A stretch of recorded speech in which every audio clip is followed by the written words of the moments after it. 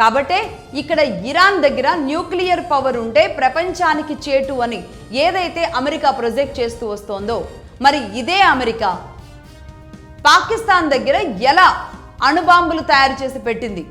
Nuclear programme Pakistan 1971లో ఆయన జుల్ఫికర్ అలీ భుట్టో పాకిస్తాన్ ప్రధానిగా ఉన్న సమయంలో 1971లో ఎలా వాళ్ళు తయారు చేసిన అణు ప్రోగ్రాంకి తాను దగ్గరుండి మరి 130 గ్రాముల ప్లూటోనియంని తీసుకొచ్చి మరి అక్కడే కూర్చొని భారత్ నెత్తి మీద కావాలని అణుబాంబు పెట్టెళ్ళింది. పాకిస్తాన్ చేతిలో పెట్టి భారత్ తల మీద పెట్టినట్టుగా 1971లో అమెరికా ఎలా పెట్టెళ్ళింది?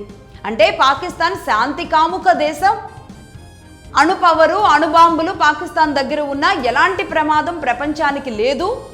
ఉంటే గింటే భారత్ మీద వేస్తారు కాబట్టి పోతే భారతే పోయింది అని కుతంత్రాల అప్పటి నుంచి కూడా.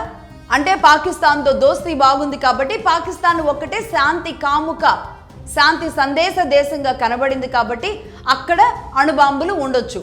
ఇంకా ఏ దేశం దగ్గర ఉండడానికి వీల్లేదు. అమెరికాతో బాగుంటేనే ఉన్నట్టు. సరిగ్గా ఇలాగే అంటే ఇప్పుడు ఇరాన్ మీద చేస్తున్నంత స్థాయిలో కాకపోయినా భారత్ అణ్వాస్త్రాలు తయారు చేసుకునేటప్పుడు కూడా అమెరికా ఇదే విధంగా ఆపడానికి సర్వ ప్రయత్నాలు చేసింది. అయినా ఇందిరాగాంధీ సమయంలో ఆగనివ్వలేదు ఆవిడ. ఒక రకంగా ఉక్కు మహిళ నిలబడింది నిజానికి ఇందిరాగాంధీ ఆ సమయంలో.